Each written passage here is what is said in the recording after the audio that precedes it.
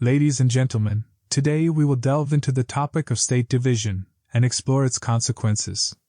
To facilitate our understanding, I have divided the lecture into several subparts. I encourage you all to subscribe to our channel for further SSB interview preparation. Why do states divide? State division is a complex issue with various causes, including political, economic, social, and cultural differences between regions or groups within a state.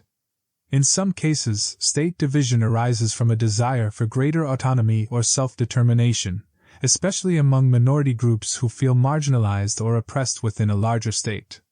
Historical grievances and unresolved conflicts can also contribute to state division.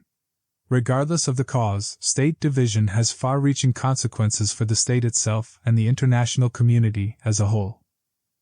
One prominent example of state division is the partition of India and Pakistan in 1947, which was driven by religious tensions between Hindus and Muslims.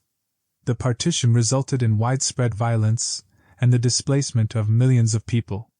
Another example is the breakup of Yugoslavia in the 1990s, which occurred due to ethnic tensions among different communities. The subsequent conflicts, known as the Yugoslav Wars, led to the loss of thousands of lives and the displacement of millions. State division often leads to political instability, as newly formed governments struggle to establish legitimacy and gain recognition from other nations. This instability can give rise to civil unrest, violence, and even wars. Additionally, the division of a state can result in the creation of new borders and the displacement of people who find themselves on the wrong side of those borders. This can create issues related to citizenship, voting rights, and access to resources and services. State division can have a significant impact on the economies of divided states.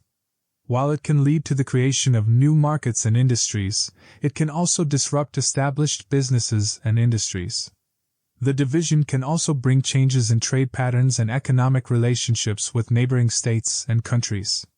In some cases, the divided states may implement different economic policies and regulations, creating obstacles for businesses operating in both regions. One of the major challenges associated with state division is border disputes.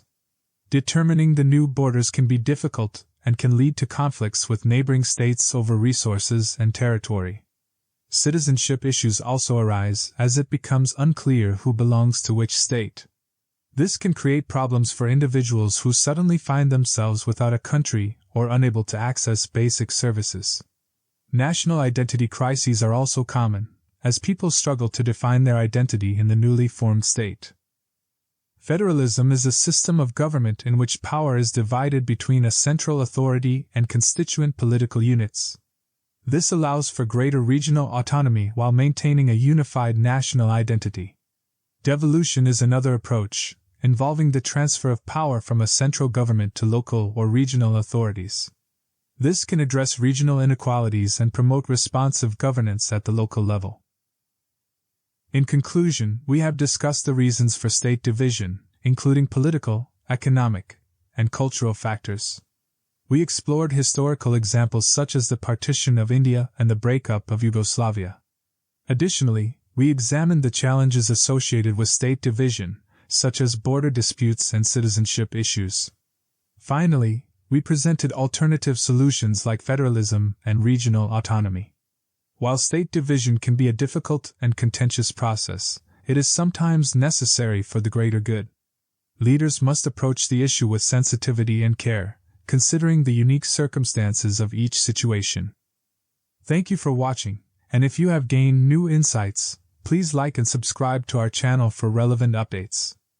Feel free to check out our other videos and share any suggestions on how we can improve our content.